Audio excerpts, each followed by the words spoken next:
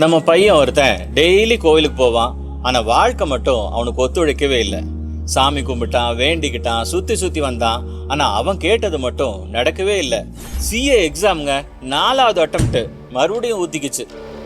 நேரா கோவிலுக்கு போய் சாமி கிட்ட கேட்டான், நான் உன்னை கும்பிட்டுக்கிறேன், வேண்டிக்கிறேன், அப்படி இருந்தாலும் எனக்கு மட்டும் ஏன் உதவ மாட்டேங்கிற? பதில் வரல. ஆனா அந்த கேள்வி மட்டும் அவனுக்குள்ள இருந்துட்டே இருந்தது.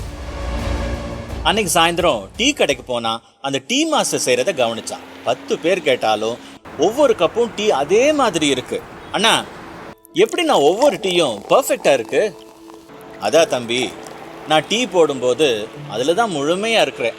அதான் ருசி மாறாது. அப்போ முழுமையா இருக்கிறது அதான் பக்தியா? பக்தி என்ன, இது கடவுள் பற்றி இல்லை. பக்தி என்ன, நாம் இருக்கிற தன்மை. நாம் எதே தொட்டாலும் அது கூட நமக்கு பக்தி இருந்ததா அது ஒரு ஆழமான உணர்வா, ஒரு உயர்ந்த நிலை போகிறதுக்கு ஒரு வாய்ப்பு இருக்கும். மேலோட்டமாக ஈடுபட்டா பக்தி என்ன இவ்வளோதான், ஆழமான ஈடுபாடு. அவனுக்கு புரிஞ்சது.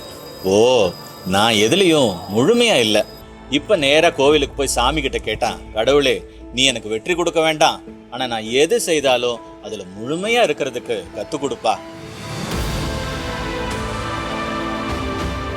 ஃபியூ மந்த்ஸ்ல அடுத்த அட்டெம்ப்ட் பாஸ் ஆயிட்டான்.